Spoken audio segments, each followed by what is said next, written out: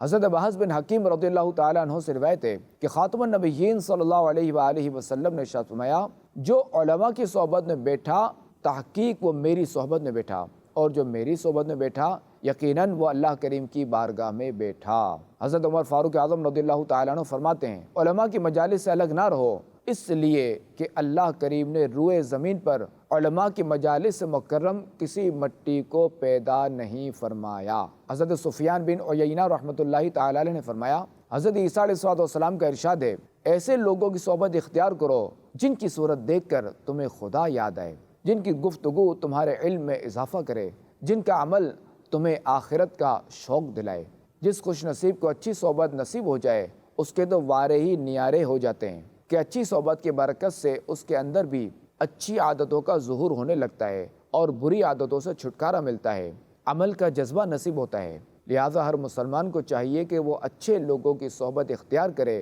اور اپنا دوست بھی اچھے لوگوں کو ہی بنائے۔ حضرت ابو سعید خدری رضی اللہ تعالیٰ عنہ سے روایت ہے کہ خاتم النبیین صلی اللہ علیہ وآلہ وسلم نے ارشاد فرمایا، کامل مومن کے علاوہ کسی کو ہم نشین نہ بناؤ اور تمہارا کھانا پرہیزگار ہی کھائے۔ حضرت ابو جحیفہ رضی اللہ تعالیٰ عنہ سے روایت ہے، خاتم النبیین صلی اللہ علیہ وآلہ وسلم نے ارشاد فرمایا، بڑوں کے پاس بیٹھا کرو، علماء سے باتیں پوچھا کرو اور حکمت والوں سے میل جول رکھو۔